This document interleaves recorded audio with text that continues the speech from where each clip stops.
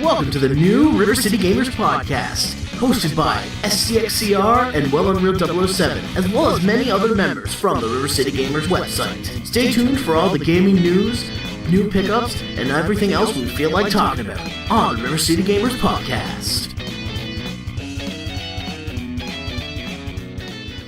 Hello and welcome to the RiverCityGamers Podcast. Oh, great, it froze again. Alright, Reset. We gotta reboot. Hang on. I'm SCXCR. Oh, Alright, that worked. I am Unreal. I'm Blondeguygamer. And I'm Zeromaster. Fuck, gotta boot him up again. Hang on. Take the noise gate off of your microphone. Hold on, what's that? Oh, shit. What? Fuck it, just go to gaming news. Gaming news! So unreal. This is what happens when you don't run a podcast for like a month and a half. I think it's fixed. I think we're good. Okay, Alright, good. Great. Because I swear. You know, we joke about that, but one of these times it's actually going to be real, and we'll think it'll be a joke, and then it's like, oh wait, we actually have a problem. You know, it's fitting means that we're gonna have the to beginning of this podcast is a complete disaster, because the first story is about Tony Hawk. Oh, good. Great. Well, this isn't actually bad news yet. There's going to be a Tony Hawk's Pro Skater documentary in the works. Okay. And he did also hint that there would be a new game, but this is what he said. And I'm quoting, "Not from Activision. I'm potentially working on something, but it's so early I couldn't talk about it. I don't have any contracts signed, but it's exciting. I feel like it's with the right people, so I should know more in the next couple months." The right people better be not Robomoto. Well, That's all I'm Robomoto saying. went under in August, so it can't be them. What I should... Oh, sorry, let me rephrase that. It better be with people who don't work at who didn't used to work at Robomoto. There you go. They fucked up. They fucked up 4 times. You'd think after the 3rd time they would have been like, well, I guess it's not gonna happen. I could fuck up 9 times. Though to be fair, on Tony Hawk's Pro Skater 5, apparently they really tried, but Activision was pushing deadlines and shit on them. If they really tried, then it's clear that they weren't good devs. Gold They Star, were- written in Comic Sans, you tried. Apparently, what was it? Apparently Activision was really pushy to them, so who knows?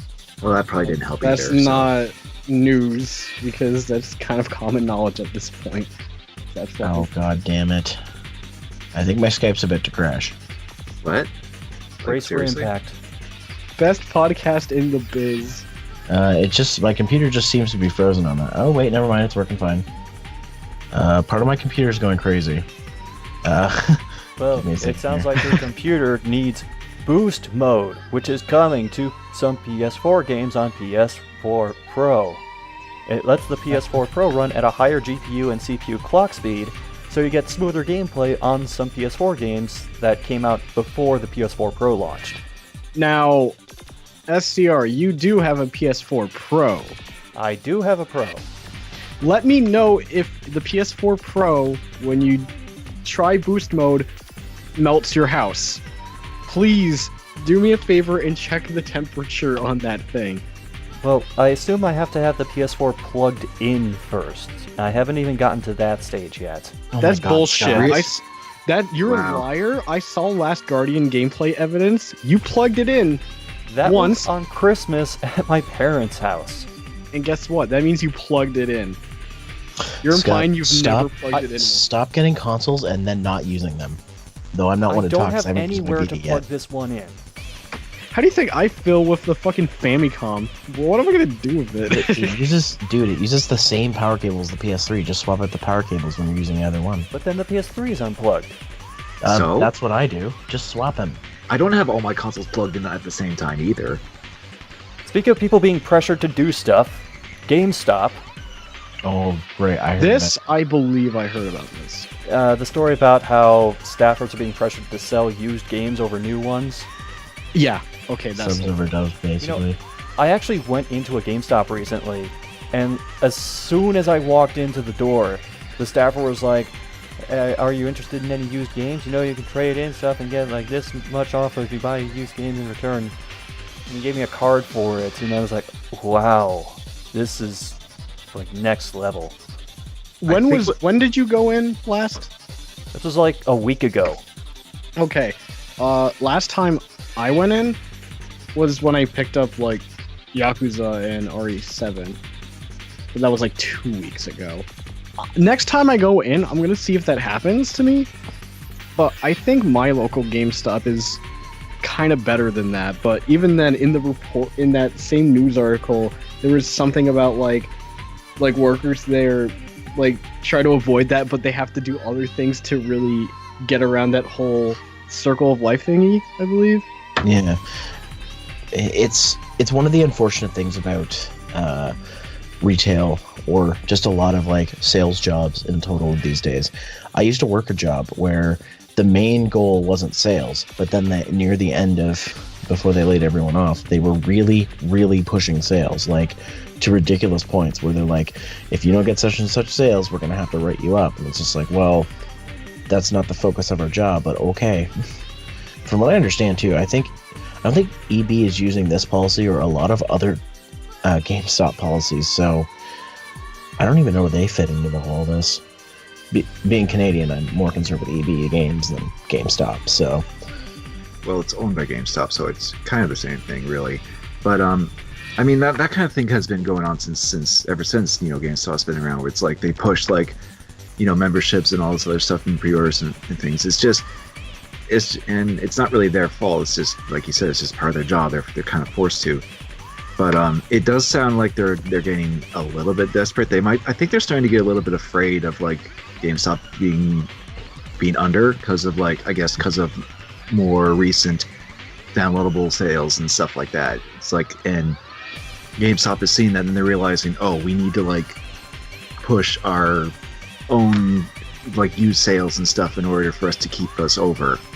Like, not only that, a lot of stuff is available online now, even physical stuff. Like, well, yeah, that's what I mean. Like, you like most games, you can just buy digitally now, and I mean, that's obviously not. It's obviously not like a full thing. You can still go to any store and get most games physically, but it is slowly starting to reach a point where it's like downloadable purchases are starting to become more of a precedent, and physical retailers like GameStop are starting to feel that pressure, and they're realizing, oh, we need to keep our stuff going with used sales and stuff in order to, keep us afloat. So I mean, it is annoying when GameStop employees always put pressure on you to do this and that, but what can you do? I mean, that's what large chain stores tend to do. Yeah, unfortunately. Zero, you mentioned AMV, was it? HMV. HMV. How does what's going on there compare to what's going on with GameStop in the US? So let me just break it down for you. HMV, and I actually have a friend who works at HMV. I'm not going to mention their name here, but HMV announced they were closing, I think, when Blondie was visiting me. And yeah, my friend who works there had no idea. Like, the people who run the store had no idea. They basically were informed when the news found out that they were closing. And HMV is a huge Canadian distributor of music, movies, TV, all this stuff, like a media store. And they sell like nerdy stuff, like collectibles and stuff like that. So, and I know that they were getting desperate because they started selling like vinyls and stuff like that, like really collectible stuff, and really pushing like the Hot Topic style stuff, like clothing and stuff like that, and mugs and all that shit, and pop figures. But people are like, there's been a lot of rumors that EB Games is next, because digital music and online distribution of music has been around for a long time. I mean, it's pretty much new to gaming, because we've only had it since the previous generation technically, but it's moving so fast that a lot of people are speculating that they're next, and that's probably why GameStop is doing this stuff, because they're afraid that they're going to...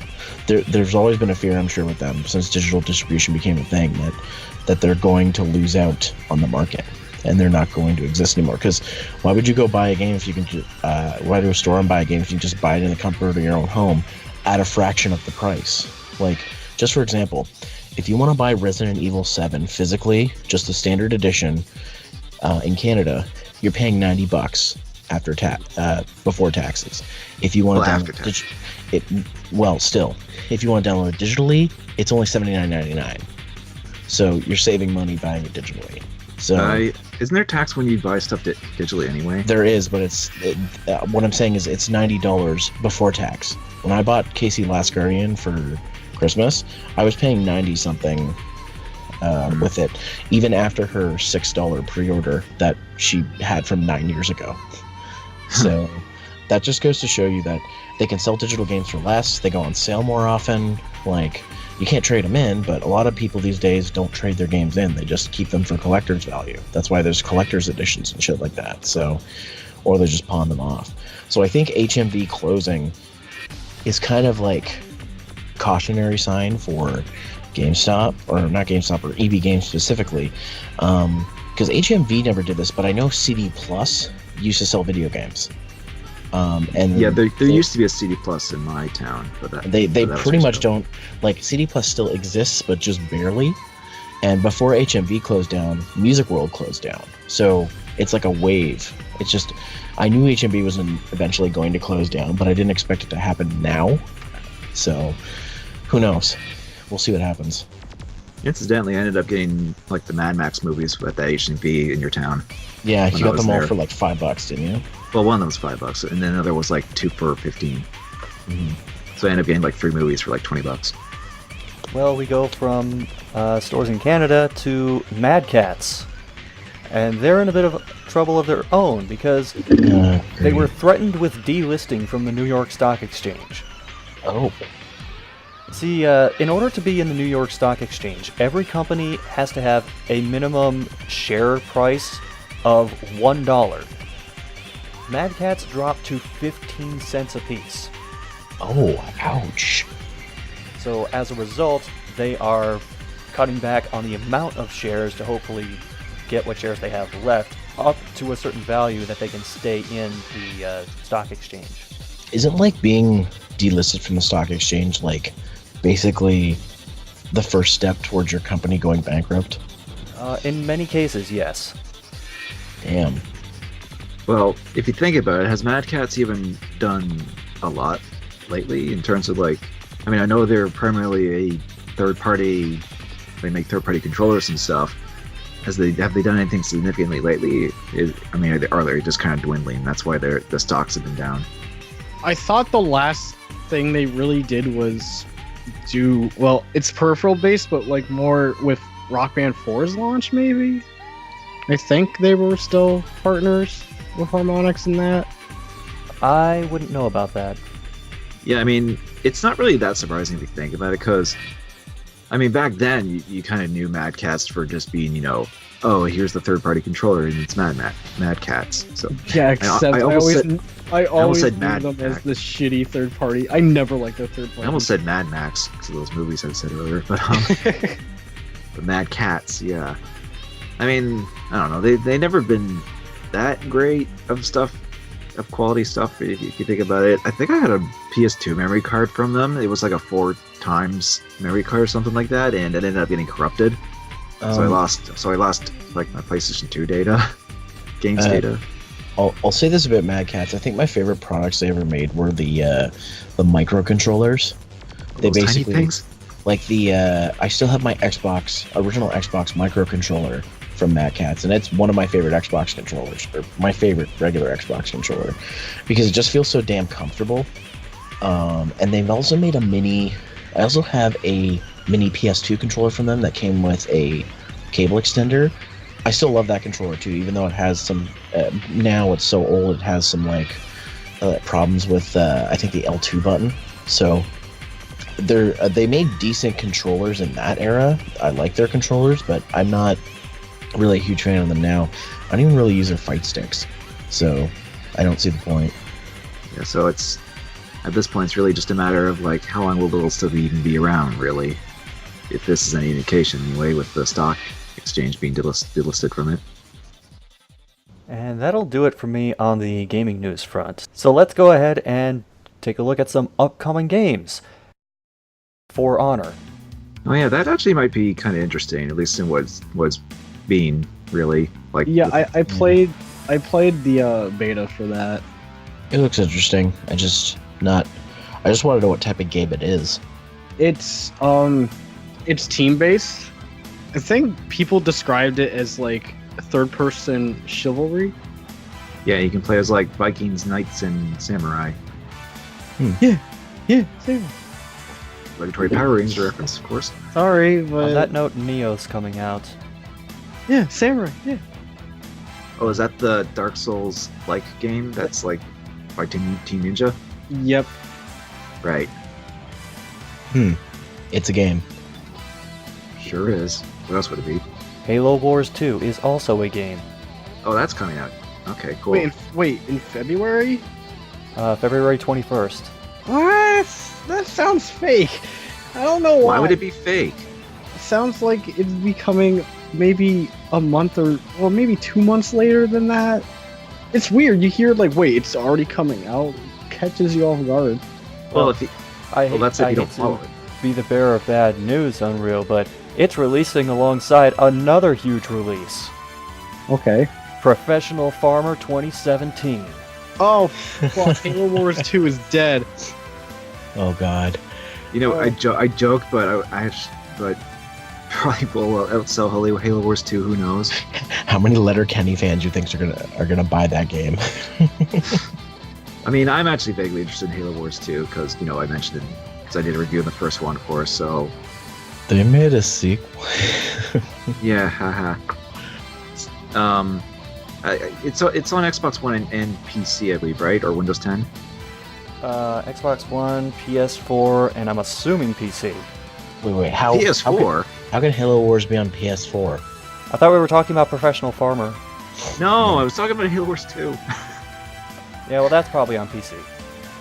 Well, I assume Windows 10, yeah. I don't know if I'll be able to run it, but Now I gotta see if Professional Farmer is going to be on PC. god damn it. Maybe you'll go for PS4 and actually hook your PS4 up again. Yeah, and actually play it for once. I have other stuff I have to play, like the person who donated money to hit the Patreon goal for THPS5. Yeah, I mean, there is that. You're going to have to play the PS4 for that. Good luck, is all I'm saying. Good luck. Okay, this is taking too long. I'm just moving on. Okay. That Berserk game is coming out for the PS4. Yes. Berserk Muso, or whatever it's called here. Here it's called Berserk and the Band of the Hawk. Sweet. I've been waiting for that game. Huh. Me and my buddy Tozer have been nerding out about it for weeks. And the last one I'll mention is possibly the last game for the Wii U. Breath of the Wild. I Well- have that on pre-order. Me too.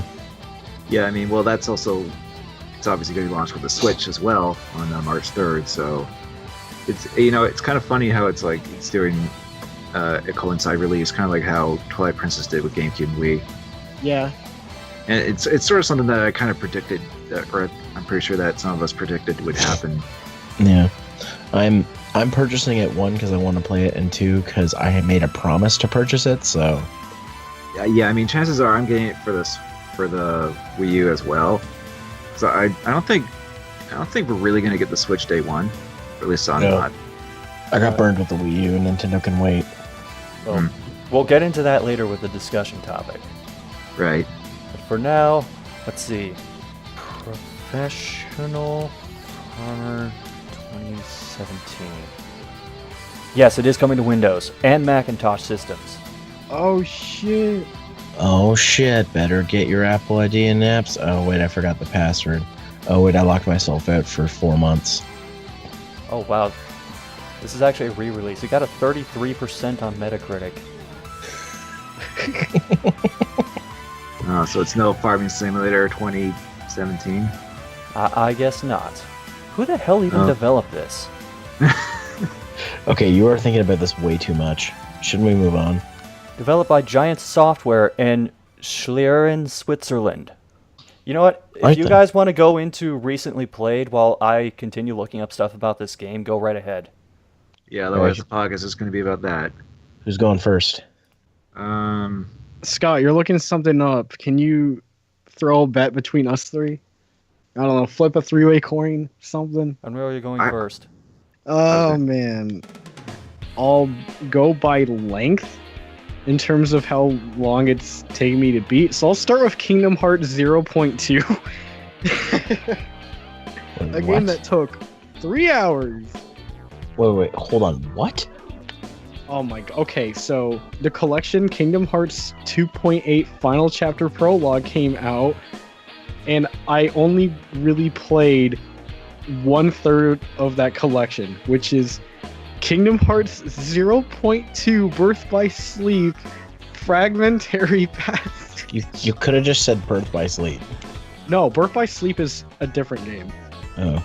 than Why are 0.2 there so many Birth by fucking Sleep. Kingdom Hearts games between this- 1 to 3? Because this is it. Because like the point whatevers are like the spin-offs and stuff. Originally, they're believe like me, the you're re-releases asking of the wrong those, guy. I think. I don't know. I mean, you I know, don't know I know people say the main reason they don't go into Kingdom Hearts, and Scott specifically, is that the fan base is F the fan base. But for me, it's like there's too many. I don't even know where to start. Like, do I start with the vanilla first one, or is there some re-release? Well, stuff? Blondie, I can answer that question because in March, there's going to be a super collection for PS4, which you now own, called Kingdom Hearts 1.5 and 2.5 Remix. Fuck off. Oh, for God's sakes, are you serious? It's basically the re-releases on PS3, but on PS4 and combined, but they also run at a better frame rate because Okay, they run at 60 on this. enough about the 40,000 sequels leading up to Kingdom Hearts 3. Well, How was spin-offs. Point 2? Point 2 is 3 hours long because it's supposed to be like a teaser thing. The core gameplay is still fun. It's different from actual Birth by Sleep. It's not using the command system that both Birth by Sleep and Dream Drop Distance used.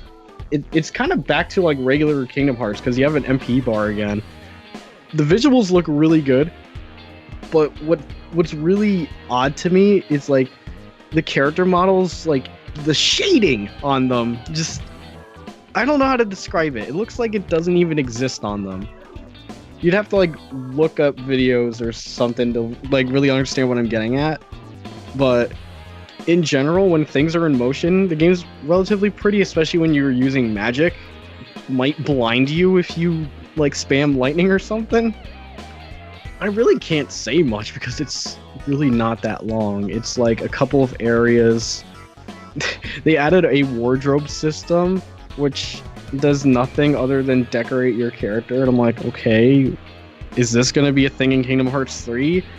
Because it just makes you look stupid and doesn't really give you any advantages or disadvantages in combat other than why the fuck you wearing Minnie Mouse ears?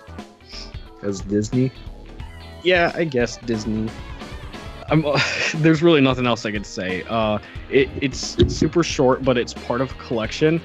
But at least the core gameplay there is still fun. It still plays really well. It doesn't run at 60, which weirds me out because I've seen 60 FPS-ish gameplay. I assume that's running on the PS4 Pro though. Could be. Whereas here it's like 30, at least for me. So that was that game. I watched a movie also in that collection because there's there's a game of, I'll guess a 6 of a game and a movie. And that movie's an hour long. It has something to do with this mobile Kingdom Hearts game that America never got called Kingdom Hearts Unchained or something. And I'm like by the end of the movie, I'm like, well, that's it?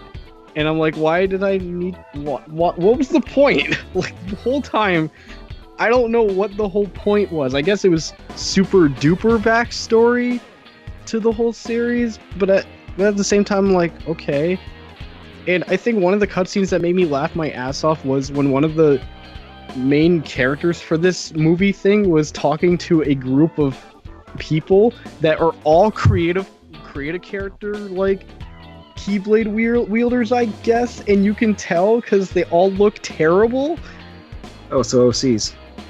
Pretty much, because from what I know, that's what you had to do in the mobile game. Like, you made your own character and went through. So, to signify that, they just had a bunch of fucking create a character OCs in the crowd. I'm just like, dude, oh my god. think I even saw some duplicates. The only thing I haven't played in the collection was Dream Drop Distance, because I played that on 3DS already, and I don't want to play the console version quite yet. I'd rather wait a while until I revisit the game, because here it's like, I already played Dream Drop Distance. I stopped playing for a couple of years and finished it years later.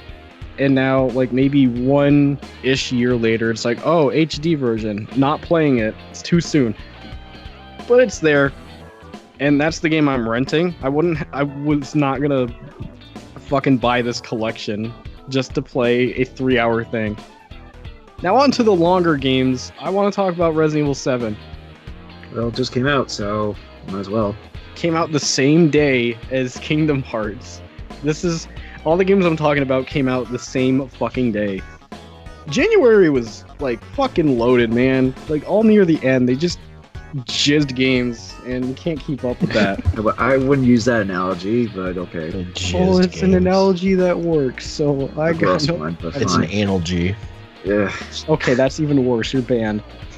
This was a game that, I guess I'll call it shrouded in mystery, because, like, I didn't really, like, aside from Capcom not really revealing too much, which I kind of applaud them for, I also was like, I don't want to know too much either. Because keep in mind, I bought RE6 at launch, so I felt like buying RE7 at launch, there was a better fate awaiting me than that. But at the same time, it could also go pretty bad. Oh man. RE7 is good. RE7 is really good. I'm really happy that it's good. I see a lot of news outlets saying it's like one of the scariest games in a long time. They're bullshitting. I have a fucking stone heart, man.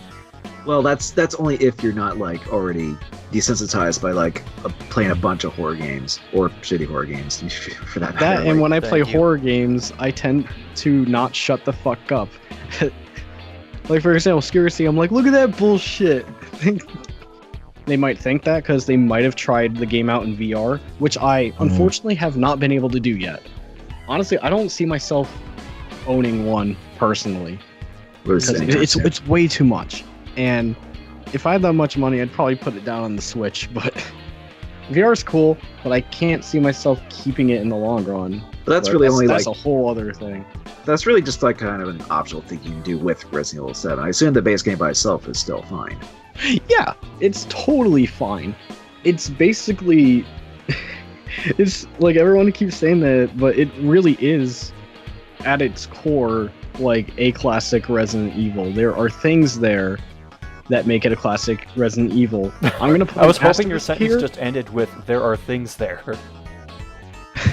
There are things there. Well, he wouldn't be wrong. I'm totally not wrong. Okay, there are things there. So, moving on. But no, really, there are things there that do make it feel in line with a classic Resident Evil game. I could just have like a checklist of shit. It's like, yeah, there's save rooms. Yeah, there's item boxes. You have limited inventory. Inventory management is important in this. There are many times where I kind of had to like run back to an item box to deposit shit, or just say, I don't need 40 bullets. What's 10? And just discard them. Which, it all depends. Like, obviously, if that's a good idea or not, or if you want to actually just run back to an item box room. For reference, I have played this game all the way through at least 3 times already. Holy fuck. Jeez. I'll just start off by saying my first playthrough took about 7 hours, and each subsequent playthrough has been under 4 hours. Yeah, I've heard it's not. 4 hours. Well, I heard it's not a super long game, but Welcome to Resident Evil Classic. Yeah, and the originals weren't that terribly long either, so it's like... Yeah, Resident Evil 2 go super fast, and those have if you know what you're doing. Well, yeah, just like RE7. If you know what you're doing, you blaze through that shit. But yeah, what I was going to say, it's not necessarily a bad thing if it's only like, you know, like people hours. have already speedran the game under 2 hours for RE7. I'm like, holy fuck. I do like that there's unlockables again. Obviously, there's no unlockable costumes because this is in first person. Although part of me wishes unlockable costumes were a thing for, like, say, the Baker family. That'd be fucking hilarious. Or unlockable, just like things for the arms, like you're running around as a character with those giant Hulk hands. Oh, well, yeah. Oh, I guess so. I'd love to see something like some of the enemies turned into like serve bots or something like that. No, that's too much work. Or make it like in Dead Rising where you can get the Mega Buster. Yeah, but you have to like kill like 1 billion zombies for that, which I have done. I don't have all the unlockables. Like, there's still some that require things that I have not done yet. Like, getting infinite ammo, you have to like beat the hardest difficulty, which I've not done yet. Which, by the way, the hardest difficulty rearranges items and enemies and shit. So, like, I did see a comparison video. Jack Baker, like, on Madhouse, it's hilarious. They upped his movement speed, and it looks terrible. It's like they just put fast forward on him when you see him move. I'm just like, wow, this is stupid. And there's also limited saving. I should mention, easy and normal, you can save all the time, and there's checkpoints. On Madhouse, there's cassette tapes you have to find to use as on your save point, like ink ribbons. Also, enemies hurt a bunch, aka the fake difficulty part of the difficulty. I don't know, dying in like 2 hits the fact that you're weaker than Rebecca Chambers in RE0 is a bit, I don't know, bullshit. I can't accept that. Well, I don't know. I mean, 3 hits, whatever. 2, that's going too far. Okay, but unless you're a hunter. That's just kind of like a video game thing. It's like, but in real life, if you get attacked twice by a monster, I'm pretty sure you would, Yeah, it's cool that Madhouse changes things up, but I think the damage thing, it may be a little too much. But with how New Game Plus works in this game, you can pretty much go into that difficulty with all your unlockable weapons and go, okay, I can just guard with my defense scrolls and take 0 damage and just use my weapon. I guess, like, the more I've played, like, I think the more I'm really enjoying it. I can't wait to come back next podcast when I play Madhouse and go, no, this game fucking sucks now. I don't like it anymore. I think my only negative in terms of replaying it is the very start of the game is, like, very slow. Because there's a lot of scripted stuff where you have to, like, wait while you're following someone. And I'm just like, this is boring. Just get me to the main house so I can start the run. Overall, I'll probably talk about RE7 again on the podcast if and when I'm able to try it out in VR. Last game I do want to talk about is Yakuza 0. Please buy this game.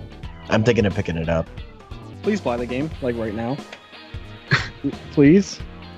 Is it a good one to start with? Yes, absolutely. Okay, perfect. There are things in this game that if you play the other games, you'll notice, and it's like, cool. But if you're new to it, that won't hamper it. You'll miss it, but it really isn't that big of a deal. Well, considering it's called Zero, it is a prequel to begin with, so... Yeah, but again, they do sneak in things for, like, longtime fans there, too, which is really nice. Yeah. I don't want to spoil much about this game either, other than it's probably my favorite Yakuza game that I've played. Which is, I guess it's saying a lot, because out of all the ones I was able to play, except for like Yakuza 2, because that's like $100+ to buy. The first one I played was 5. I really liked that. That's when I started playing more of it. And I think after that, 4 ended up being my favorite in a way. But now 0 is my favorite. And as of right now, Yakuza 3 is my least favorite. Unless you want to count the spin-off Dead Souls, but that's too easy of a target to say that's the worst one. But what's great about this game is, I guess it's the first localized one on PS4, which is true. It runs really smooth. It runs at 60 frames. I'm not saying it's like the most graphically intensive game ever, because it's not. Like, there's some stuff that looks dated, but it doesn't bother me, because the world itself is still really well done. Like, you just look at the whole city, it's like, oh, that looks cool, even though it's like, you know, not really the most textured thing ever. Especially since they also have like citizens walking around, so it does actually feel like a proper like Japanese city. I don't want to say too much on the story other than you're going to be switching between two protagonists the whole way through. Like, you'll do 2 chapters of each, it'll go back and forth. They have their own stories going on, and it's all good. The side missions are fucking hilarious. They're great. But as of right now, I'm just doing some side stuff in Yakuza 0 since I already beat the main story. And a lot of the side stuff is really good in terms of screenshot-worthy pics, where you could just see a dialogue box that's hilarious, and just the thing you're looking at on screen, it's like, that's a good fucking screenshot. I've been taking screenshots so much. It's great. You'll probably find a bunch if you like look it up. It's really good. Also, since I got it at launch, I now have a business card holder, and a sick looking one too. So buy Yakuza 0. It's the best one right now. It is a really, really, really good starting point if you want to give the series a shot. Just, if you want to play Yakuza 2, I'd say good for you. You better have deep pockets. Or hope for a re-release like with the first one. So, yeah, I also got a PS4 around the holidays too. I didn't get a Pro, so I just ended up getting the Slim version, which is what I tend to do with PlayStation consoles anyway, because I have a PlayStation 2 Slim and a PS3 Slim and now a PS4 Slim. And it was actually bundled with the game that was pretty much the main game I wanted to get with the PlayStation 4, and that's Uncharted 4. And I did play through the Uncharted 1 and 3 on PlayStation 3, and they're really good games, and I liked them. So, of course, I was looking forward to trying out this game, and it didn't disappoint me. It was also really good. And it was also a good conclusion to this, I guess, saga of games, or at least the storyline of this games, really. What I really liked about this game, and the series in general, is that it's basically kind of like a blockbuster movie in the sense that you play as Nathan Drake and all these likable characters. You go on a globe-trotting adventure with all these likable characters, I meant to say, you pretty much just play as Drake through most of it. And I like the sense of like having a combination of exploration, platforming and climbing up structures and things like that, and the shooting and third-person shooting. It's a nice balance of all those. And this game is no exception, and it has some new stuff too. One of the new things that they added with Uncharted 4 is a grapple hook. You can see a prompt with certain things you can grapple to, and you can swing across to get to new areas, and you can even like shoot while swinging too, which kind of leaves you open. And I ended up getting shot trying to do that, but it's fun to try and shoot enemies while swinging around. It's a little tricky, and I usually just end up dying if I try to do that.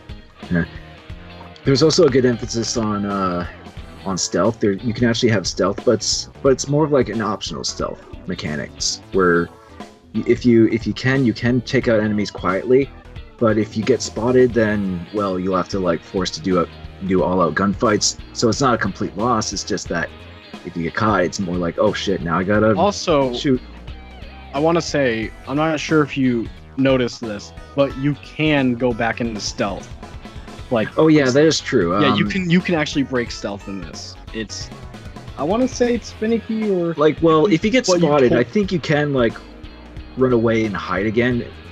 But they'll be alerted and they'll look for you. But you can hide again and yeah, you can just re-enter. But of course they'll be patrolling more instead of their default non-Drake spotted mode. Yeah, pretty much. I mean, it is a little bit like Metal Gear in that sense, but so there's a lot of good gameplay elements with that, of course, that have been around since Uncharted 2, really. But there are some new stuff, like I mentioned, the grappling hook. It's a small but nice enough addition, and there's even sections where you can drive vehicles. There's actually big open areas where you can drive around in a Jeep to explore and find treasures and things like that. There's also parts where you drive around on boats. And really, if you think about it, it's most likely going to be the closest thing we'll get to an Uncharted Can I mention racing something game. about the Jeep? The immediate, like when I first played, I drove the wrong way right off a cliff immediately. Not on purpose. I'm like, oh fuck. Well, fortunately, that didn't happen with me, but And it looked great. also I can say that as an owner of an actual Jeep, I was pleased to be able to drive around a Jeep in this and off-road and stuff, so it was fun. And like I said, probably the closest we'll get to an uncarded racing game or something, really, in terms of like being able to drive around vehicles. Also, on PlayStation 4, this game looks really good. Now, the original 3 on PlayStation 3 looked good too, but this is definitely a step up. You can tell this is on the next console. And there's a lot of big open areas, a lot of great art design and nice looking areas as you go through different parts of the world. Really good stuff, nice and pleasing to the eyes. And the music's also really good too. Top-notch voice acting and characters and writing too. There's also some nice little nods in there too to other games and things. There's actually a really nice callback to Crash Bandicoot. Now I won't say what exactly it is, but it was actually really charming to see that and how it plays out. A reference I didn't expect was there's a Secret of Monkey Island reference in this game, because the main, I guess, plot of this game is that you're looking for a pirate's treasure, and they actually threw in a secret of. They don't directly say it's a Monkey Island reference, but you can definitely tell it is, and that's I thought that was cool that they actually did that. They referenced an old LucasArts game of all things, but I guess they wanted to because pirates. And I pretty much just played through the single player. I didn't really mess with multiplayer, but multiplayer's been around since Uncharted 2, but I never really messed around with that. I mean, to me, the main appeal of Uncharted was the single player campaigns, and they're a good length, and it was quite a fulfilling experience to play through the fourth game and to see how the story of Nathan Drake and everyone how it ended. Really, it was nice. So yeah, definitely enjoyed it, and it was worth getting a PlayStation 4. Now that game, it pretty much came with my PlayStation 4, but this other game that I've played, it was much more recently, and that's actually something that actually caught my eye and realized, oh, I should get this. It's the new Odin Spear remake. Now I'm probably gonna butcher the name of it. It's called Odin Spear Leifthrasir. It's some weird Leifthrasir. Leifthrasir. Did I say well enough there? Close enough. Yeah, close enough. It's a weird Norwegian mythology name, I'm assuming. Now, I did play the original Odin Spear on PlayStation 2, like I have it, but I only got about through 3 of the characters, so about halfway through the game, I want to say. And with the recent Villainware games like Dragon's Crown and Muramasa, and this came out, it's actually pretty much, I want to say it is a remake, but it's like a remake, but a really refined remake, where like they changed a lot of it to where it is kind of a borderline remake in terms of like how much they changed and how much they improved on it. But it does come with and the nice thing about this is that it does come with the original Odin Spear as well. Like you can actually play both versions on the disc. So if you never had the original Odin Spear on PlayStation 2 or whatever, you can actually play the original there as well. But the thing is with they call it refined mode. This is the new version with Odin Spear. It actually has a lot of changes done with it. Because the original was good, but there were a few little issues here and there that kind of held it back a little. And Leifthrasir pretty much fixes most of them, if not all of them, really, and it makes it pretty much a much better experience, or at least one that is more in tune with the more modern Villainware games like Muramasa, Demon Blade, and Demon's Crown, or Dragon's Crown, sorry. Because this game it's pretty much it's kind of a high side scroller and hack and slash, and you play as different characters, 5 different characters throughout the game, and it's a pretty lengthy game because I've only played through the first character, which is Gwendolyn, like a Valkyrie warrior type princess character, and that took about like I want to say nearly like 10 hours, really, just for one character. But that's because there's a lot to it that they added with this version. For one, they changed how combat works in that it's much more faster and more fluid, like in more recent Vanillaware titles. Because in the original, it was a little bit janky. You had like a power meter. You can only like attack for so long, and then you did have skills you could get with they call it a cipher. That's the weapons they use, and you collect phosons that are dropped from enemies. They're these little glowy things that you collect, and you can level up your cipher and get abilities with those. But here they changed it to where you get abilities for every area you clear. You can also find them out in the field, and these are special abilities that use up ability points or your power meter. The power meter is now tied to those, and these are like big flashing moves you can do to do a lot of damage and things like that. And you can also upgrade those with your phosons that you collect, and you can also get abilities that pretty much upgrade your character as well. And one of the biggest improvements with this version is that there is an item system. There's system in this game, but it was a bit convoluted. It was a bit because you can only carry so much in the original, and you had all these different stuff you had, and there was like an alchemy system where you can combine different items to create new ones, type of things, along into bottles that you collected, and that's how you get health potions and stuff. In this, they streamlined it and designed it much better, in that like you have seeds and other items that are separate from what you can carry, along with all these different items you can acquire. And there's a few little things like equipment and things like that, and it's much more better designed in that you can just handle items much better in this game, at least how it was done compared to the original version. You can also plant seeds and use phosons to grow them. Now originally you needed to just plant seeds and then use the phosons that you didn't collect to grow plants, but here you can actually expel phosons that you already collected to go into your fruit that you planted, which is useful, much more convenient than how it was in the original. And eating fruit and other foods is how you actually get most of your experience points. Now you do get experience from killing enemies and such, but the majority of your experience comes from eating food. Now, of course, if you know Vanillaware games, they love their visual food porn, and there's a lot of food you can eat, not just from like various fruits that you can harvest from your phosons and seeds and stuff, but also from restaurants and things you can visit to get huge experience boosts and get lots of level ups that way through these like pretty much gourmet food that you eat in those games.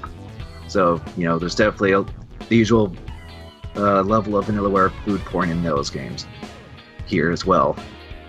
And it's much, and in that you just have a general level up, where before it was weird. You had like your cipher level and then your general level. The cipher level is how you level up by collecting phosons and stuff, and then the general level is how you collect food. But now it's just combined into one level and all the skills that you get too. So it's much better designed in that way. So, and I definitely want to say that this is probably one of, if not one of the best, I want to say remakes or remasters, whatever you want to call it, or redesigned games that I've played. Because while I did enjoy the original Odin Spear, I didn't get around to finishing it, and I think with this, I'll definitely have a better shot of actually going through it.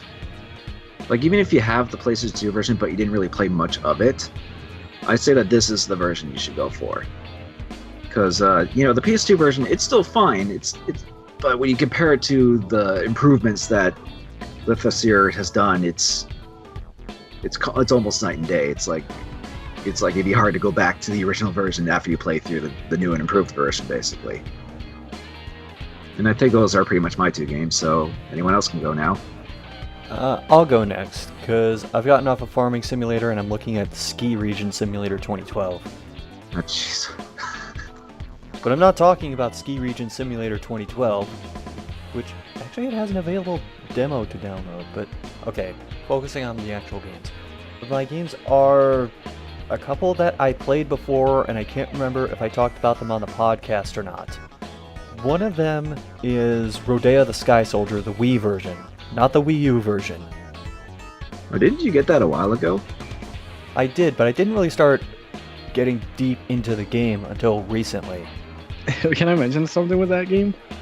As a counterpoint, One day I went back to Rodea the Sky Soldier, the Wii U version, and just kept playing through. And then I stopped again. I think I'm eventually going to try and get all the way through that version and go, what the fuck? So tell me about the better version. Well, for those not familiar, Rodea the Sky Soldier on the Wii, it's a, I guess like action-adventure game? Is that what you would call it?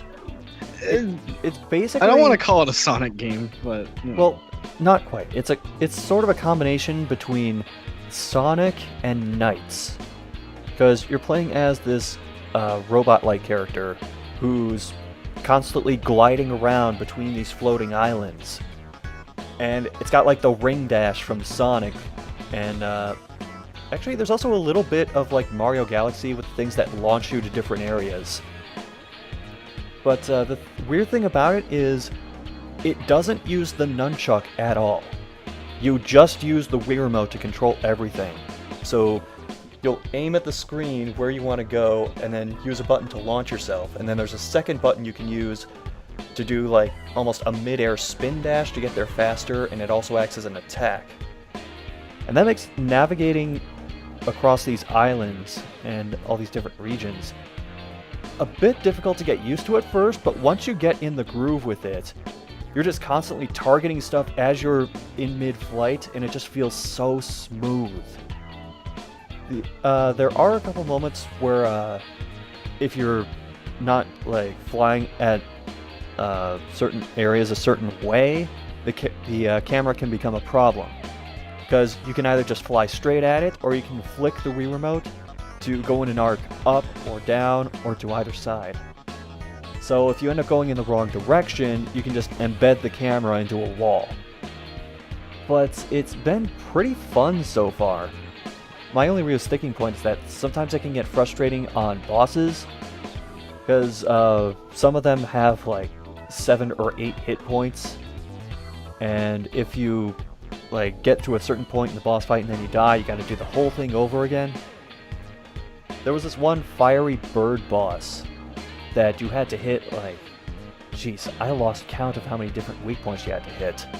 There was like one on its head, and then one on the back of its neck, on the tail, on either of the hips, the tops of the wings, the bottoms of the wings, and you had to go through this sequence on them a few times, and having to restart that just felt like death. I mean, technically it was death, but it just felt horrible.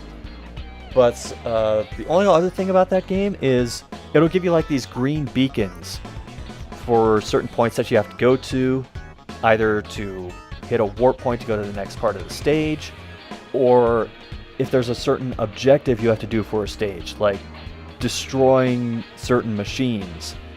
Beacons will pop up for each of them, but sometimes you'll be on multi-tier stages.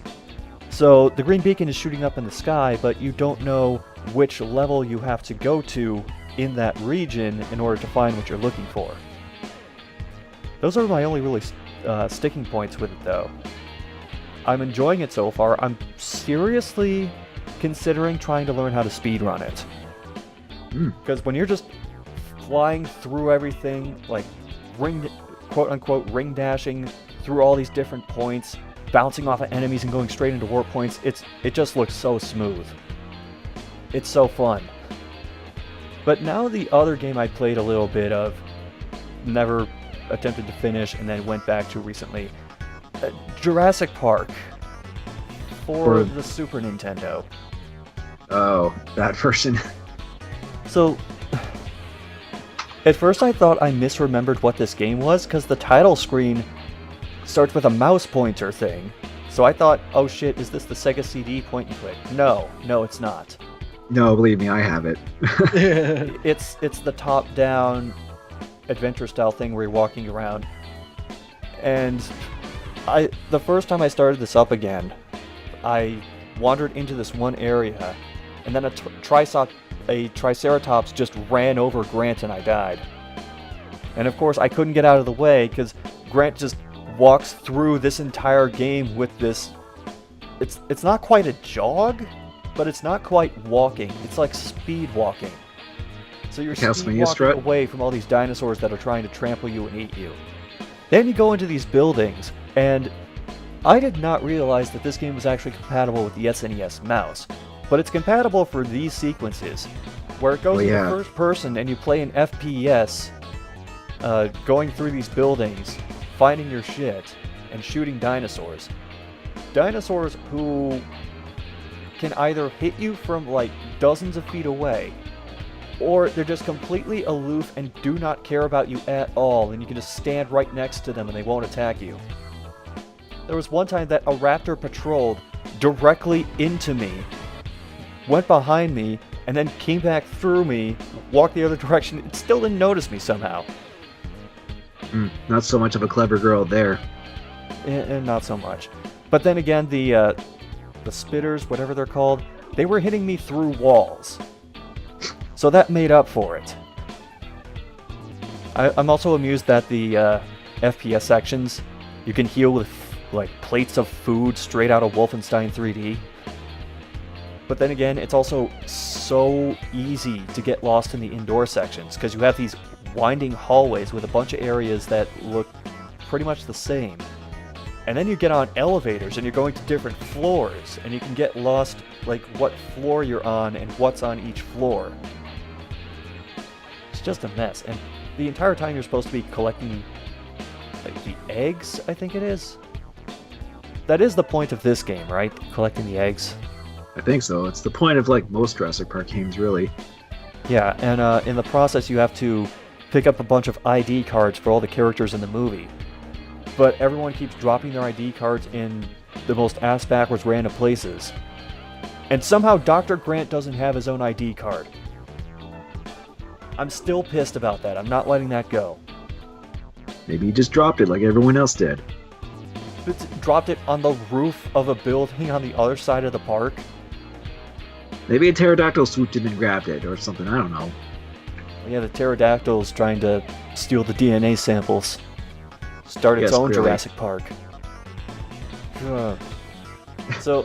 So, I actually did play this game when I was younger, and back then I didn't think it was very good, and now I don't think it's very good. So not much has changed. Nothing has changed. I guess that just leaves you, Zero. Please do not talk about Jurassic Park. Well, compared to the three of you, I have very little to talk about, because outside of the stuff that I'm Let's Playing, which I don't count those because you can just watch videos of those, I only have two games I want to mention. The first one is Pokemon Sun, which I may have mentioned when it came out, but I finished playing through the main game, and because Pokemon Bank and Pokemon Transporter both got updated, I've now transferred a bunch of Pokemon from the Virtual Console version of Blue into my Pokemon Bank, and I'm going to do a second run of the game with Generation 1 only, except for maybe 1 or 2 Pokemon, because I want to train the starter, and I also have a level 1 Fennekin I want to train, see what it's like to play in that game. Other than that, I'm playing a little bit of my Kickstarter copy of Shantae Half-Genie Hero. I might do a video on it. I was going to do a video on it, but to be honest, I'm finding I'm having less and less time to be doing stuff on it. So if I do one, it's probably going to be a quick hunts video, just something kind of short. But I'm enjoying it. I think it's my favorite game out of the Shantae series. Now, I've only played Pirate's Curse and the first game before this. I didn't really like the first game that much, but I've been told apparently it's one of the weaker entries anyways. I really like Pirate's Curse, and I think I'm liking Half-Genie Hero the most, just because the gameplay feels much more polished than Pirate's Curse.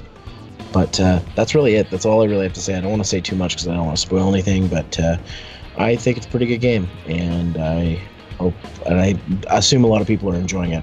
I actually considered getting the collector's edition for PS4 as well, just so I'd have, because I kind of want to get the one that comes with the art book and the CD, because it's not that expensive. So, and the version I have is for Wii U. That's the one I backed for Kickstarter. So, same here actually. Yeah. So yeah, that's it for me. I still have my download code from that Kickstarter, and I haven't used it yet. So I gotta get on that. It's good. And since we have extra time, I'll talk to you all about Demolition Company from Giant Software. Oh no. You can control a large fleet of construction and demolition machines. Oh, over 30, but there are missions in this? Is this Power Shovel? It might be part No. Power Shovel, plus dude using a jack on a brick wall for no apparent reason. Well, that's how it should be done. Maybe we should just go to the discussion topic instead. Yes. Yeah, that might be a good idea. Discussion topic: is Power Shovel the best game? Yes. No. Discussion Okay. over. All right, thanks for watching, guys. Okay, the real discussion topic. Now, how would you prefer I do this? Because it's the Nintendo Switch for the discussion topic. Would you prefer that we just dive in and I give you information as topics come up, or would you like me to do like a long spiel covering everything we know currently about the Switch and then get into the discussion? That's This podcast is already long enough. So we shouldn't talk at all. Okay. Well, on to viewer I'll try to be brief. So, the Nintendo Switch is retailing for $300 US, and it has a bunch of controllers that cost way too damn much. The Pro controller is $60. The Joy-Con controllers for a pack of 2 is $80. The Joy-Con charging grip is $30. And then you can get like the dock itself and a wheel for Mario Kart and shit. But we know currently that the Nintendo Switch, when you get just the Switch, it doesn't have any software or any demos installed on it. There's going to be an online service for it, but you will have to pay for it this time, although the price is really low.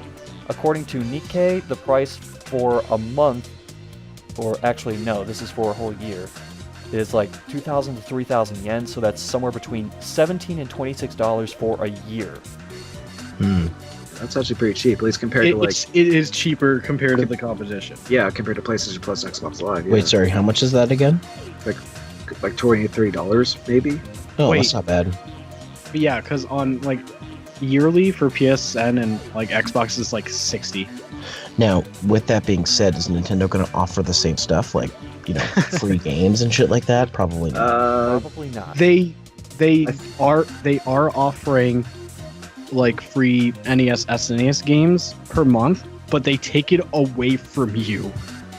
Like Well, it's more like you can play this game for free during this month type of thing. and if you download it, you don't keep it. So it is not PlayStation. Like the thing with PlayStation Plus, you can download it and keep it as long as your subscription stays. With Nintendo, they yank the game no matter what. And that's just asinine. Moving on. If any of you guys really want to break it down, I'll link an article which has the complete specs. But I can tell you two things. Well, that's why I'm here. Yeah, that's why you're here. Expectations are probably unreasonably high from Nintendo's president, Tatsumi Kimishima, who said that he expects the Switch sales to match the Wii. Yeah, that's not happening. Yeah, the Wii sold over 100 million units. I don't think that's going to happen. At launch or Well, you mean, or is he saying? Lifetime. Oh, he's saying that okay. he wants to match the Wii in its lifetime? Even then, that might not happen. And That'd be a hard thing to top, regardless. yeah, and just looking at the launch library, here is a list of the games that we're presuming will be out for the launch. I'm counting ones that just say March 2017. We have 1-2 Switch, Binding of Isaac Rebirth, Human Resource Machine, I Am Setsuna, Just Dance 2017, Legend of Zelda Breath of the Wild, Little Inferno, Skylanders Imaginators, which there was some kind of story about how certain parts of Imaginators won't work with the Switch version, Super Bomberman R, and World of Goo. Wasn't ARMS going to be a launch title? That's for second quarter 2017. Oh, so, well, it's launch window, but not launch day. Doesn't look like it, no. Huh. Okay. Well, either way, I think most people who are getting the Switch for launch are just pretty much getting it for Breath of the Wild. I don't know much else, really, if anything, if they're going to get. Maybe Bomberman R. It's like, hey, new Bomberman. That's actually kind of cool. Yeah, it's from Konami though, so I'm still skeptical. Yeah, that At least they're doing something with Bomberman. Well, unlike the rest of their Hudson stuff they have, but still. At least they know that, hey, people like Bomberman. We should do a Bomberman game. I just checked, and yes, ARMS is just listed as spring 2017. Okay, well, still, I mean, I don't know. I mean, people kind of go on about, you know, consoles having bad launches, but isn't that kind of just kind of a given if console only launches with like 1 or 2 games that you'll maybe get with it at launch? To be honest, it's been a long time since any console has had a launch library I've actually been mildly impressed with. Yeah, I mean, if you think about it, didn't the Super Nintendo originally launch with just like Super Mario World and Pilot Wings? I can check that if you want. And I think the N64 was like that too. It was just Super Mario 64 and Pilot Wings 64. You know, same 2 types of games on launch or something like that. You know, it was only like just those 2 games at launch, or at least the launch day. Okay, I got it. There were 5 games at launch: Mario World, Pilot Wings, SimCity, Gradius 3, and F-Zero. Oh, okay. Well, that's still pretty significant, I guess, if you think about it. But maybe I was confusing that with the N64 launch, because I think that only had like 2 games or something like that. When you think about it, it's like, are you really gonna need like 5? Are you really gonna get like 5 games when a system launches, unless you have a lot of money? Really? I mean, do you need that many games right away on launch day, and not just eventually when you can actually, you know, afford it? I don't know. It's just something that kind of how I think. This is just me talking, but my personal rule is that at launch, if there are like 3 or 4 games that I absolutely have to have that are available launch day, then I would think about getting it. But otherwise, I look at the price of the system, and then I look at the launch library out for like 6 months, 7 months. And if I can't buy enough games to equal the price of the console within like a 7-month span, then I hold off on it. Okay, well, I do think that the upcoming games for the Switch, at least for me, that it might be enough. Well, there are games that I'm interested in that will come to it, like the new Xenoblade that they announced, Splatoon 2, that Shin Megami Tensei game that they teased, but those aren't going to be out for a while. Yeah. Yeah, I'm in the same boat. Xenoblade hype, probably not getting the Switch until it's out. And just as a side note, Mario Odyssey is probably not coming until next winter or late fall. Well, yeah, they said like holiday of this year. Or at least that's the estimate. And I think that is pretty much like one of my top games I want to get for the Switch, because I like 3D Mario and that one looks good.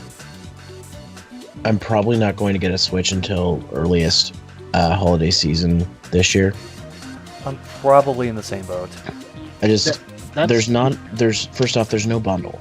So which means I don't get a game with the console, which I think is ridiculous. Especially if they're going to sell it at that price. Especially if it's going to be at that price. Like, you can get a Xbox One Slim for $50 more and you get a game with it. I should also mention, like, not having 1-2 Switch as a pack-in game is gonna kill that game. That's such a missed opportunity. Like, they were pushing that game so hard. Yeah, because they were trying to push it as, like, you know, the next Wii Sports, essentially. The next party game. Fucked up. It's what's the president of Nintendo's name now? Tatsumi Kimishima. Okay, Tatsumi, why don't you put 1-2 Switch in there if you want it to sell as good as the Wii? There's a good chance it will if you do, but separately, people aren't going to pay that much. It's too expensive. The thing that gets to me more is that not only is there no packing game with it, but there's nothing on the console that you can play.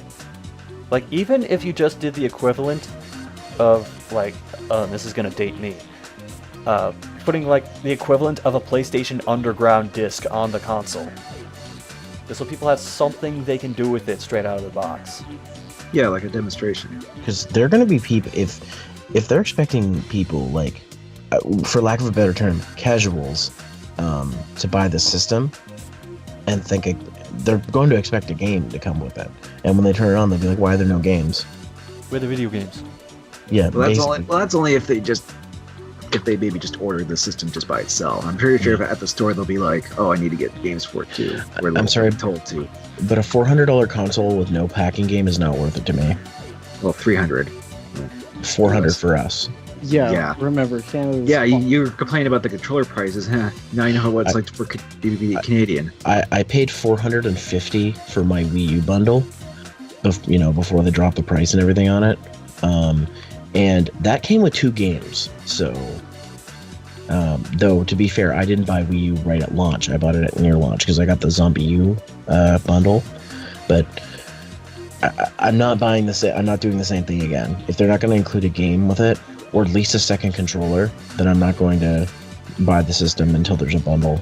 Yeah, it is a bit discouraging to not get a bundle right away.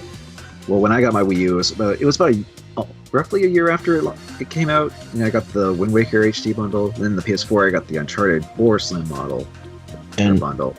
I don't know about you guys, but based on what they've shown, the only games I care about for it are Breath of the Wild, which I'm getting for Wii U, Bomberman R, which I'm really only going to play as a party game, and the new version of Street Fighter 2 that's going to be on it, which is another re-release of Street Fighter 2. So the stuff that I want on it are not full games, or I have them for other systems. That's the thing with me. I don't see the value in the Switch yet. Like, I like it. I think it's going to be great. And as soon as they announce a Skyrim bundle, that's when I'll probably dive in and go for it. But I don't care about any of the other games other than those 3 I mentioned. Well, the games I'm interested in are Breath of the Wild, but I'm not so interested in Zelda that I'm going to go out of my way to get the Switch right away, especially if there's a Wii U version. Fast RMX, which is the new game from the Fast Racing Neo crew. Oh, right. Oh, yeah, that. I forgot about that. Which is pretty much filling the void for F-Zero, really. Super Bomberman R. And then, sorry, I'm just going down the list here. I'm sort of interested in ARMS. Yeah, that could be fun. I'm kind of interested in ARMS, but again, it's not one that I'm willing to take a chance on yet. Yeah, me neither. I'm interested in trying it out, and if it's decent, then I would consider buying it. Sonic Mania, that's going to be on other platforms. Oh yeah, Sonic Mania, I forgot about that. Xenoblade 2, mentioned that. Fuck, what was the other one? Oh, the Shin Megami Tensei game. They still have nothing for that yet. I completely forgot that there was going to be a Nobunaga's Ambition game on here. A what game? Nobunaga's Ambition. It's a strategy game. And yeah, a bunch of other stuff. Well, what was that one game that was being made by the guys who did Bravely Default? It looked kind of like it had a kind of like a.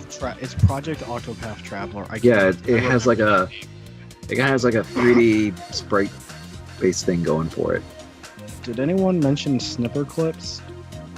No, but that might be. I saw some footage of that. That seems like something, but it requires I'm pretty sure it requires a second person, unless there's a way to play it solo. I don't know how, but yeah. There's going to be a Taiko Drum Master game on Switch. Personally, stuff I'm looking forward to probably mirrors SCR a little bit, like Breath of the Wild, but I'm getting it on Wii U, so. Well, most of us are getting on Wii U, but I think it's safe to assume the Switch version might perform better than the Wii U version. Yeah, definitely. So in terms of I have 3 versions of Twilight Princess, so I'm probably gonna get 2 versions of Breath of the Wild. Yeah, I mean, in terms of the most optimal way to play Breath of the Wild, I think the Switch would be the way to go. But I mean, if you don't want to, if I just wanted to play one game, that means I'd be shelling out $300. Exactly. So if you're willing to settle for the Wii U version, like I guess we are, then I'm sure it'll still be passable at the very least. And not to mention that there's other stuff too, that we didn't mention. There's also a new Mario Kart 8 or a version of Mario Kart 8 that actually includes a proper battle mode, not just the really tacked on way they did battle mode in the original Mario Kart 8. Yeah, that's So that coming might- out in late April. I know it's essentially just Mario Kart 8 with a better battle mode, but that might actually be enough for some people because people really like the battle modes in the other Mario Karts.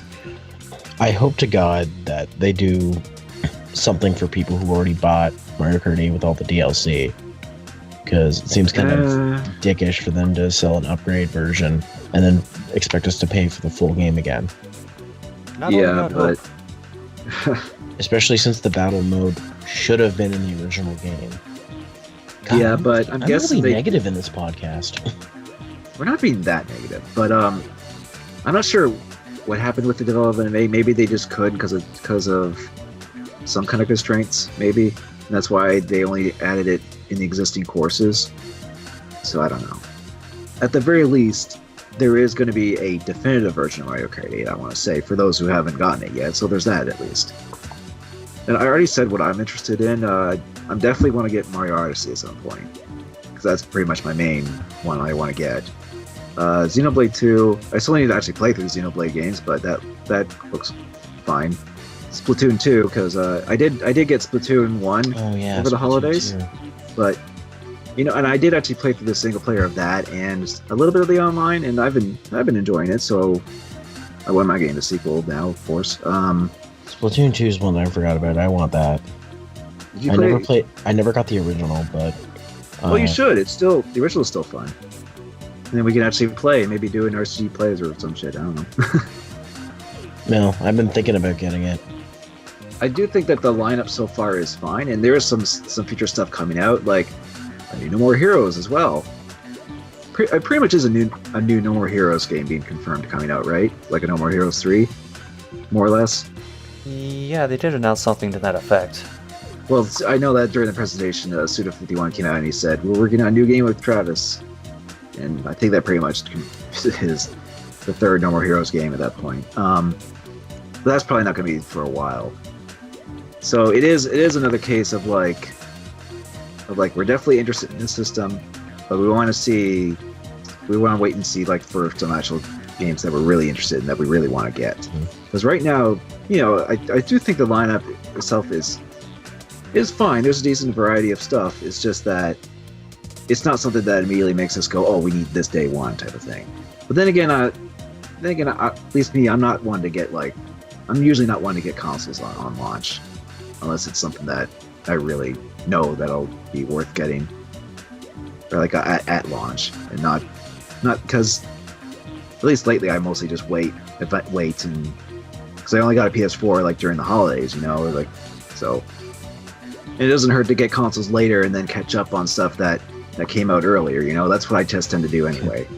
You know what I think? What? I think Capcom should revive Mega Man Legends 3 and put it on the Switch. You know what I think? Now that's just wishful thinking. I think Konami should bring back Bloody Roar and put it on the Switch. Which one? What would they do? They'd probably have to do like if they Do did the that. exact opposite of everything they did for 4. Give me real F-Zero. The only thing, what I expect them doing is to gauge popularity. Is if they did do that, they would probably have to make like an Ultimate Bloody Roar 3 or something. Actually, on a related note, how many third-party developers do you think are actually going to stick with the Switch? Not EA. They'll not be done. EA will be done. Even though after. EA came on the presentation and said, "Oh yeah, we're totally gonna stick around for this Nintendo console." We're totally gonna stick around and put 360 ports on the new Nintendo console. 360 ports. I don't even think. The new game that's coming out, like the FIFA thing they got, it's basically running on a 360 engine. A lot of their sports games just run on old engines. If you really think about it, I Well, think anyway. The PS4 and Xbox One versions are not. Okay. So well, basically they can't optimize their games well enough to make them work on the Switch. I would expect Ubisoft to pull out pretty quickly, but they're barely supporting it in the first place. Mm-hmm. well, it's just the Just Dance stuff, I think. Really. And the Rayman Legends thing. Oh yeah, I guess they are porting Rayman Legends to the Switch. I mean, it's a good game, but I don't know if there'd be that much interest to get,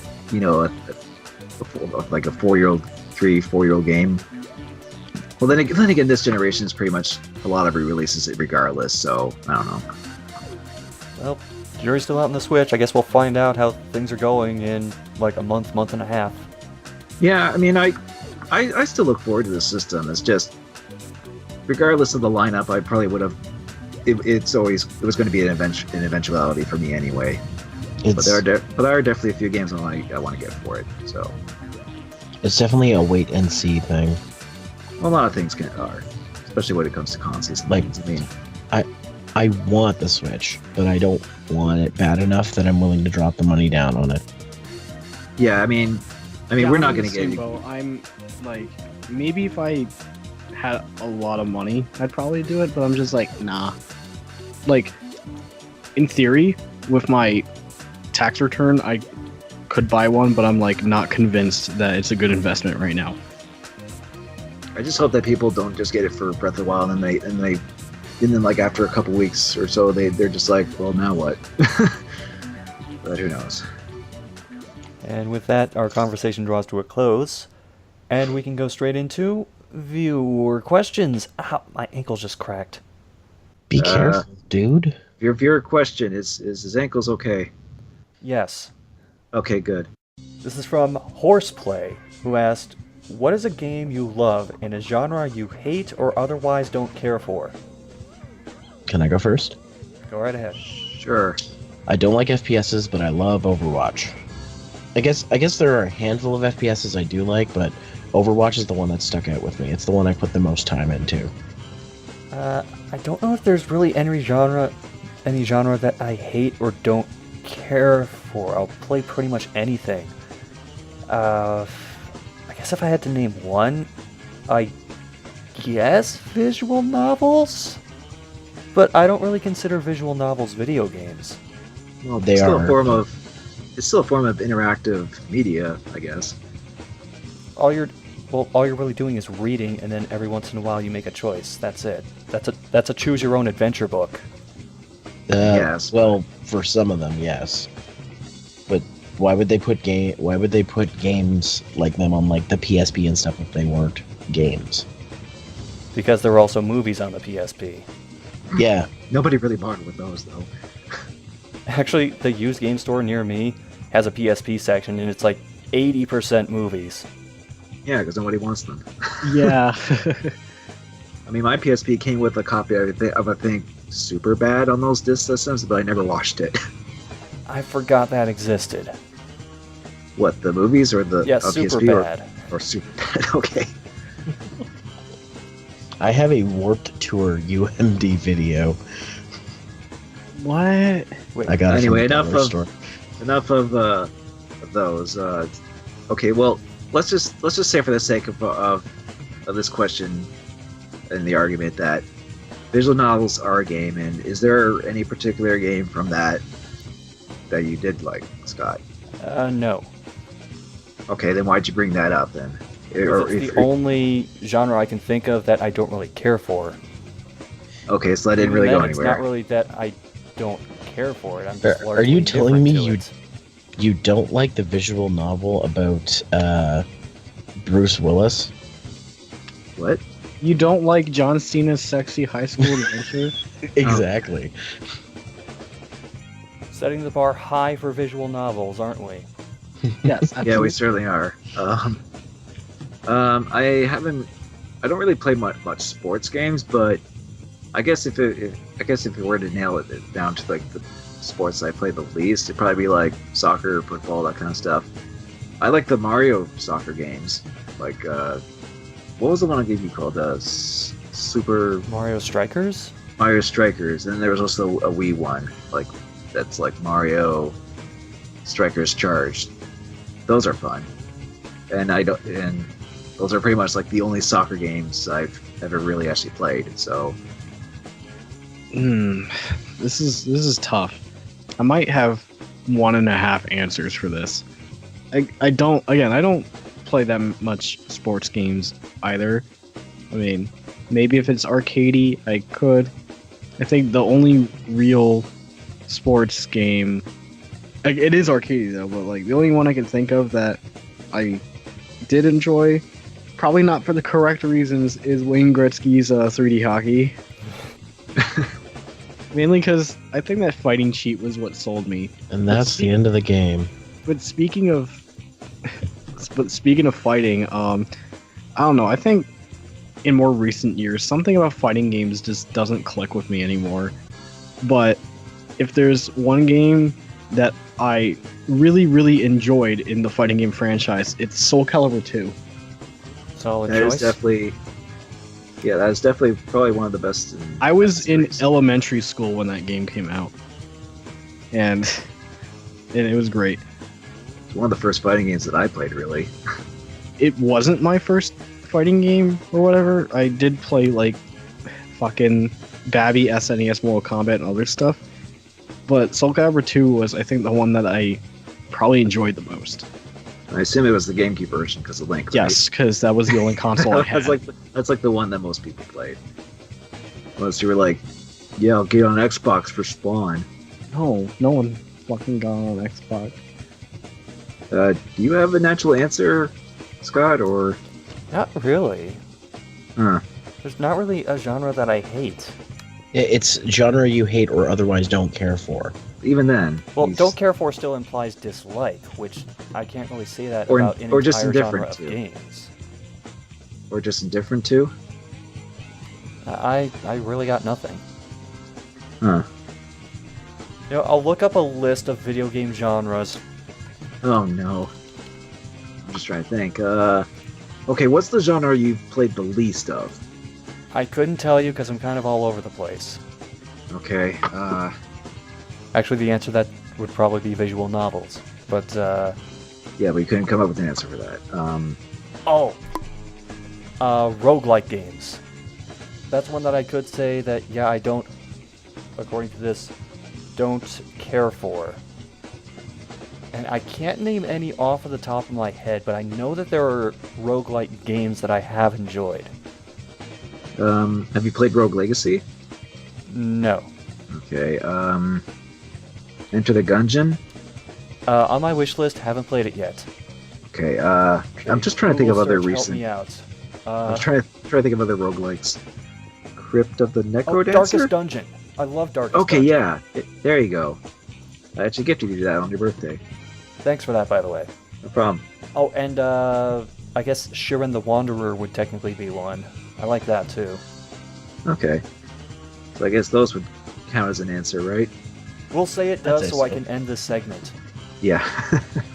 So if you have any questions you want us to answer on the podcast, feel free to leave a comment on the YouTube upload or on the site, or you can ask us on Facebook, either via comment or message, facebook.com/RiverCityGamers. For now, though, we go into video updates, and I guess Zero go first? Okay. So in terms of video updates, the main thing I have is I do have a review coming out, provided I can actually get the filming done tomorrow, or today. It's the 6th now. It's a review I meant to do last year, but I didn't get it done in time, and I wasn't happy with the way it was going, so I'm going to finish it this year instead. I'm also working on future reviews for this year, two of which are going to be very big reviews, and I've just got to start getting footage for that. So those will be coming out. I did say in one of the previous podcast segments that I was thinking of doing like a quick hunt of Half-Genie Hero. I don't know if that's going to happen because other videos are going to take priority, so don't hold your breath for that one, but that's what I'm thinking of. I'm also looking to start my own solo with guests podcast, which is going to be on varying different things. I'm not going to say too much yet, but it's going to be something in the works in the future. So that's about it for me.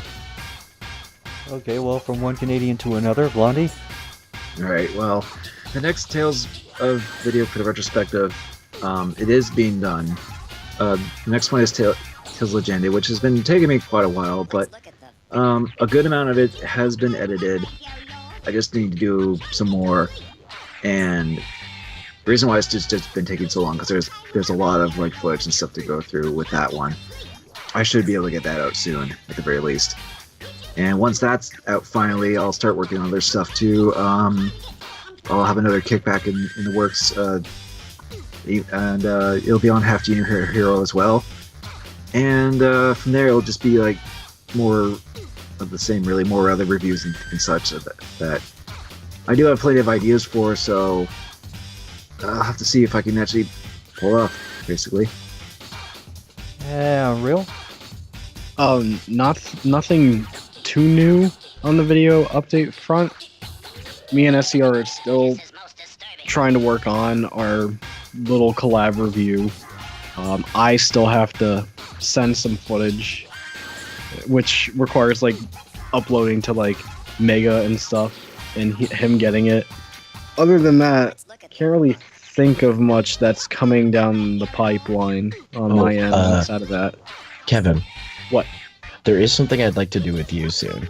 I'd like to restart RE6 if we could. And try doing that. I'm sorry, RE7 stole my thunder. Well, wait, like restart? Yeah, Oh, I lost the footage. oh no. But this time actually do a schedule, like do it once a week or something. Oh.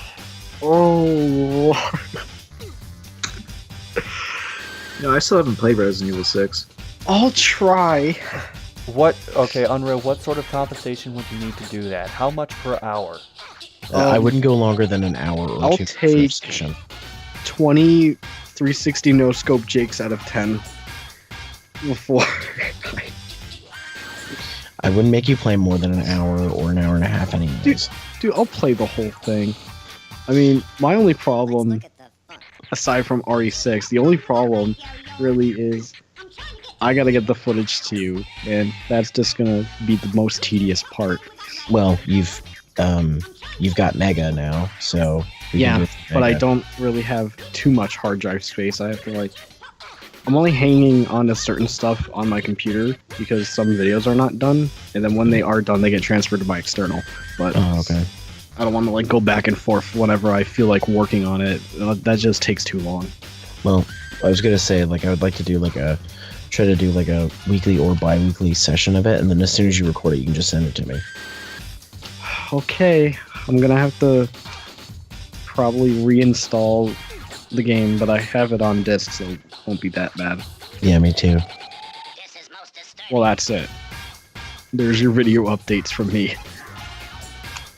That just leaves me then. Ah, Yeah. God. Well, I'm currently focusing most of my efforts on the Seiken Densetsu retrospective. I completed scripting for the first video. I've recorded all the narration for it. I've done almost all of the live shots for it. There's one particular shot that's going to take a little time to get. But that means I can start really diving into the editing of the video. So hopefully I can get that done and out by the end of the month. As for other things, after that, I'm going to work on... I don't even like saying it. I'm going to work on Tony Hawk 5. Well, it was a Patreon goal that met, so gotta I'm do it. reconsidering these Patreon goals, but that'll be Hey, I did- after yeah. my next video. Hey, I did Brats from a Patreon request, so Scott, if you want, I can get the game so we can play multiplayer together. The multiplayer still works? I don't know. Shit, we'll have to figure that out. If it does, let me know and I'll buy a copy so you don't have to suffer forever alone. We'll see. I'll get back to you on that. I need an excuse to buy it, other than the fact that I might do a retrospective someday. Okay. Well, other than that, I do have a Strumming the Bassline that I'm working on. I might as well just say what it's from. It's from one of the Bayonetta games. It's really jazzy, really smooth, and I've really enjoyed just sitting down, tabbing it out, and playing it. So look forward to that soon. Anyway, I believe that takes us to the end of the podcast.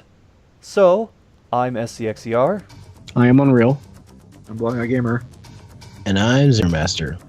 And I'm sorry if the recording glitches at all at the end of this. I've been downloading the demos for Demolition Company Gold and Ski Region Simulator and Farming Simulator, whatever it's called. Listen, Scott, I'm sure everything will be just fine. Joke's on you. I've been playing Yakuza 0 Real Estate this whole time. Shit, I've been Oh, can downloading you the guys hear German me version. still? I gotta start them over. This is why you do antivirus check before you download shit. Bye, Yakuza 0.